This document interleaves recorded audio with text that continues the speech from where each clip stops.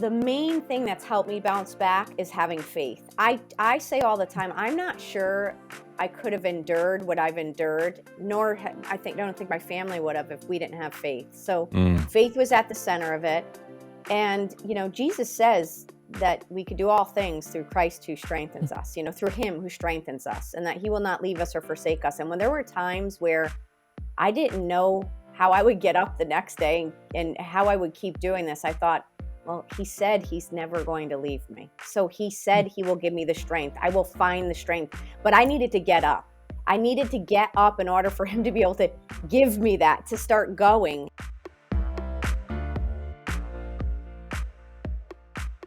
This is awesome, Darleen Santore with us. She goes as Coach Dar.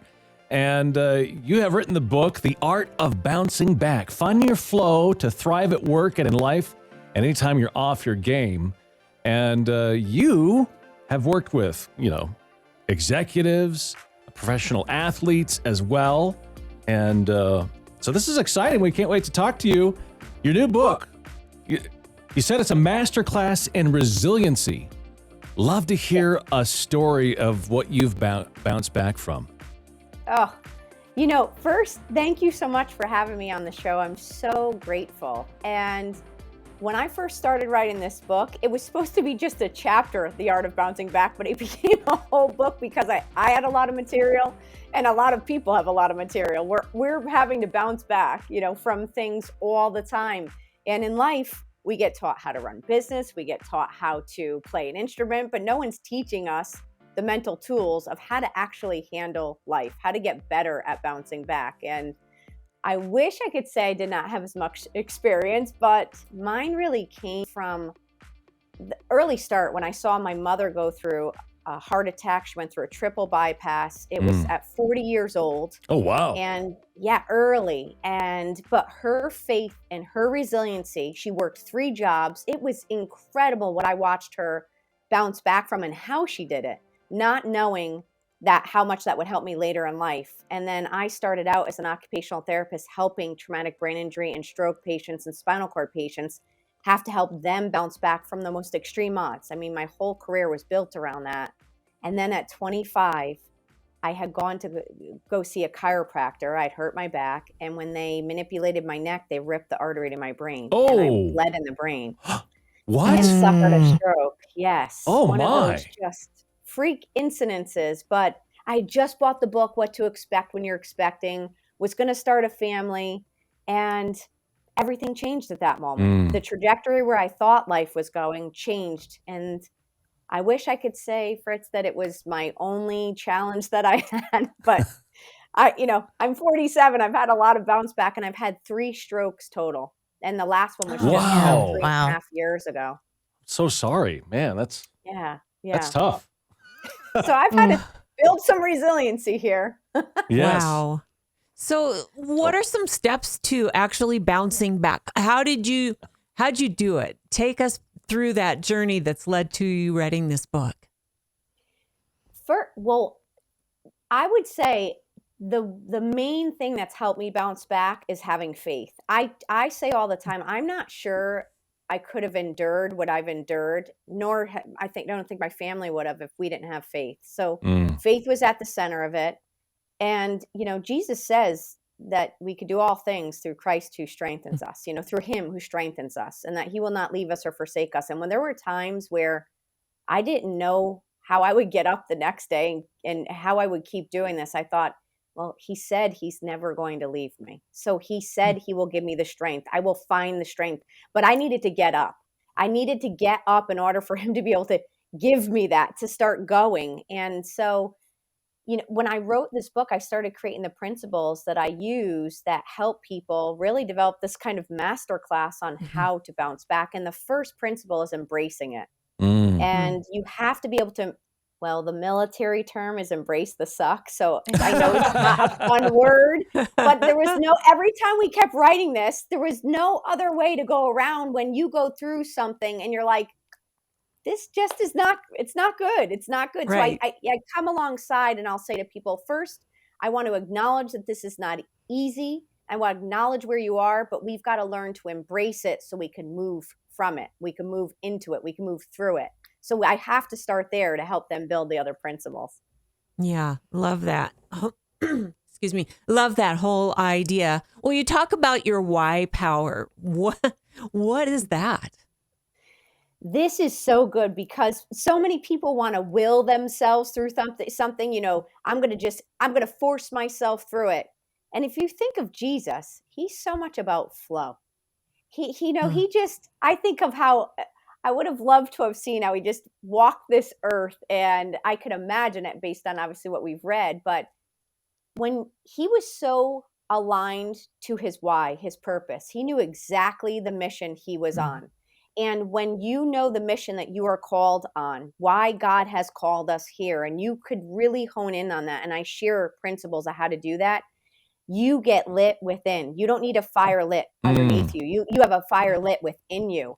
And so my why is not tied to a role. It's not tied to finances. It's not tied to a job description. Mine is to awaken greatness. And I understood quickly especially after a couple strokes, that I thought, well, maybe I just cash this all in, meaning I'm not going to do this the same way. This is hard. And then I really heard like God was calling me. He's like, I called you for a mission. And I learned real quick that my life is not about me. He gave me a gift, and I'm just a vessel to go share this for his glory, Amen. for his purpose. Mm-hmm. And my why is he's asked me to help people step into the greatness of what he's calling them to be, really for the greatness of him. And by helping them build their confidence, by helping them bounce back, by making sure they don't call this game before he calls them home, and giving them the fuel they need so they're lit within, so they could then share their gift. But you get driven by your why power, which is God's calling and purpose. You're lit within. You don't have to keep willing this. You don't have to carry it on your shoulder. That is too heavy. He came to lighten the burden. So when he gives you a mission, he's actually lightening the burden, because he said, I called you to this. There's nothing you can't endure when you're on mission. And when you're called, when you're God's never to call you something and then leave you high and dry. Mm-hmm. No. Right. Yeah. No. Because that would be opposite of what he's trying to do. Yeah. Yeah. He equips you for it. Exactly. Yeah. Yes. Makes a lot of sense. You say that this is one of the things that's so difficult for me too, because there are so many days where I'm like, look in the mirror and I'm like, who are you really? What's going on? And you say that just understanding who you are is one of the first steps in the bounce back system. How are you able to do that? How are you able to accomplish figuring that out? I think that's one of the big questions we all pursue. When I was thinking about these principles, once I got you to embrace, okay, we're in it, here we are. The very next step is I want to remind you of your fundamental hardwiring, how God created you. Because when you write down how God created you and you start making a list, ask people, hey, when people ask you, how did they describe me? What would you say? What do you think my gifts and talents are? Start taking inventory, 3, 4, 5 trusted advisors around in your world. And I call this your confidence card. And your confidence card is like the scouting card in sports. What is your confidence card? Start writing down the God confidence things that he has fundamentally hardwired you, gifted you, the abilities, the talents. You could do your Enneagram. You could do the DISC profile. You could do elemental profile. You could do all of these to also start to see that you're going to follow a same hardwiring on all of these assessments. And you're going to ask people about what makes you, and you're going to do in your own personal inventory. And then you start writing them down, these words that make you a person of integrity and character, a person who's really good with structure and innovation, whatever it may be. And you start looking. And once you do that, when life gets hard and you hit adversity, I always remind people, go back to your confidence card, go back to how God hardwired you, because you could lose a job. You could lose your finances. You could even lose some of your health, but your hardwiring you did not lose. That doesn't get taken away. God gave you that. That's his.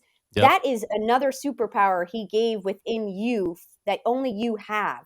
So when you lean on that, how do you not get back up and not have that confidence? God confidence. Amen. That's cool. I like That's that. awesome. I do too.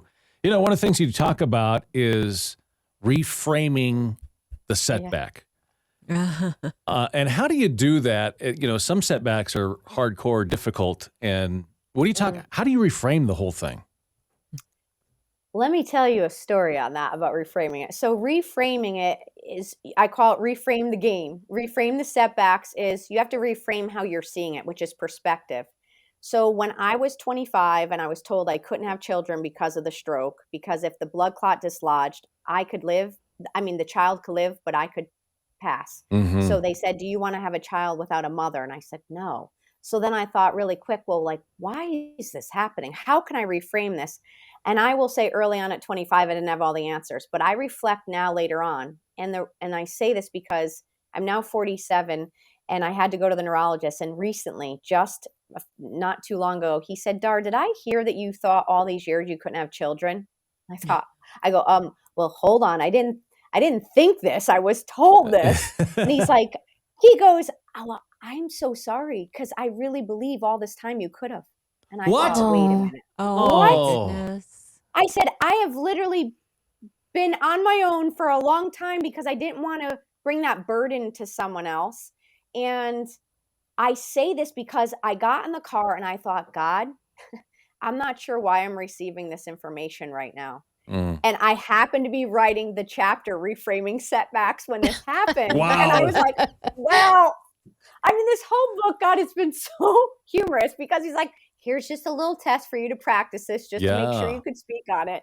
But I reframed Wow. it because I said at this point, okay, again, I have had to embrace it. There is nothing I could do. I cannot change all these past years with this situation. However, my reframe was, if God wanted it, he would have saw it through. Number one, shift the perspective. Number two, I've been able to serve over 100,000 people in my career, meeting them where they are on the mission field. And mission field, I mean, that could be an office, a house, a field, an ice hockey rink. It doesn't matter. I'm meeting people where they are. And because I've had this journey being on my own, I've had more agility to meet people. Whereas if I was tied up necessarily with my family, which if that's what God wanted, I wouldn't have been able to serve at the level I had. So there was a reason for this and where God's called me. And that's the reframe, because you could see the purpose in the middle of the adversity. You know, I'm kind of impressed. I don't like the word kind of. I am. In that if there was ever something that you could be bitter about, wow. Yeah. I mean, that is like Seriously. the ultimate sucker punch. Yeah. I was like, whoa, okay. And then I literally got in my car and I'm like, all right, what are we going to do about this now? What are we Yeah. going to, because I know if yes, you think about it, you talk about it. I shared about it to people, but then I thought, well, God, I mean, that's why faith is so important. Yeah. But if God wants to see something through, he will see it through. True. There is no stopping what he's going to do. So I thought, well, he must not have wanted this for a reason at this moment. Wow. So I accept it. That's neat. Yeah. Yeah. You know, it's interesting. Life is hard. We all have little yes. stories of unexpected things, you know, knocking us down, which is why I appreciate this book and even the title, Bouncing Back. It's just perfect. I had a car accident and literally broke my neck. And I remember I'm so relating to what you're saying because I was on the couch and I needed a reason to get up and get going again. And it seems to be, you know, that mindset that takes you that you've got to find someone, something, somehow that is going to give you a reason to do the hard thing, which is to begin to recover. For me, it was getting a Yorkie. I needed something to get me up off of the couch and get going again. And it sounds funny, but yet there are just different ways that God provides for us to begin to bounce back. And so I find one of the hardest things to do in these moments of setback, because it's hard. You can take 3 steps forward, but then you get knocked down again, you know. Whether it's loss or frustration or stagnation or fear, it's hard to not find that glass half full. You know, it's hard in those moments to just want to give up. So how does this gratitude that you're talking about influence the move forward? I want to recognize that it's hard, because oftentimes I'll go, okay, uncle, like we're good. We don't need any more. But I will tell you, that's part of the reason why I wrote the book. Like God really inspired me to get this out there, was because we haven't been taught the skills we're not in this enough. Just like you have to go and you have to walk, you have to move to keep your cardiac health up. You have to do these mental skills exercises every day and practice it on the little things. So someone cuts you off in traffic, you're delayed, someone might trigger you. There's things that happen that make you frustrated. They make you where you want to react. And by doing these things that help you bounce back, so you respond better, you show up better, you lead better, you're doing it in the small ways every day, starts to help you when the big things come. And gratitude is a part of that, because we know we're going to endure suffering. We know that things are going to be hard. But again, I look at it and say, well, one, I've been doing the work to stay mentally resilient. You've got to get gritty. You've got to see this through, because what is our other alternative? Unless he's calling us home, he needs us to still show up. We are not to be spectators of our life. We're supposed to be the starter in the game that he's calling us to play. Wow. He needs us to be the starter. We are winning the ultimate Super Bowl eventually. So he needs us to show up. And part of showing up is shifting your mindset from being bitter to being grateful. And that doesn't just happen the day that the incident happens. No way. That's why it starts off with embrace the suck. I've got to meet you where you are. But then we're going to get to reframing it to then saying, okay, now that we've got a little distance from the pain, could we start to see where maybe some of this, what we thought rejection, is a redirection? Could we see where some of this pain became our purpose now, or our test became a testimony for him? Wow. That's good. That's amazing. Yeah. Really relate well to that. So I think everybody's pretty familiar with the phrase raise the bar, but I love how you talk about it, and not only doing that for yourself, which I think that's a pretty crucial thing, but I don't guess I ever thought about like raising the bar for others as well as I'm working on myself. Can you talk about that a little bit? Oh, I get so fired up about this one, because this is where, working in professional sports, and even some CEOs that I work with, they're constantly raising the bar on the standard of excellence. And so just imagine, God brought us he created such beauty. And if we have to hold ourselves to a standard of excellence, but we have to help others see that this is what the standard of integrity looks like. This is what the standard of excellence looks like. This is what the standard of even grace and gratitude and grit. But when we raise the bar and we do the little things really well, people start to look at us and they'll go, well, I've heard about this faith thing, but I watch you now walk this out. And I watch you walk this out every day. And now you've raised the bar on how you live. And now I actually could see this in motion. And now I could believe it, because it's hard to believe in the things unseen, especially when you're going through hard times. But when you see someone walking it out, and that's why when my mother went through what she went through, 40 years old, triple bypass, and she just, the way, the standard of how she held her way and coming back. My mentor, Mary, who lived through the Holocaust, where she never got bitter, but she got better over the years because of her gratitude. And, they were pivotal. And when I started Bible study with them, and Vinny would say to me early on, he goes, you could be a better leader. You could raise the bar. And that's where this whole principle came. And I said, what do you mean? He goes, you got off the phone. You're like, you weren't fully as authentic and transparent as you could be. He's like, you could do better. You could raise the bar. He goes, and when someone calls, don't tell them I'm not here. You're here. He's like, I want you to think about everything you say, how much it weighs. And that if you start making small cracks in the foundation, the house is going to fall. So everything you do, you start doing with excellence. You start holding a standard and you raise the bar. So when people are around you, when you walk in the room, they're like, Dar's here. We're going to win. Because she's not going to lower the bar. She's going to elevate the bar. And I was like, well, yeah, that's what I want. He goes, well, you sure, sugar, don't want to be the person that when you walk in, they're going, oh, she makes the shortcuts. We could get away with this. He's like, absolutely not.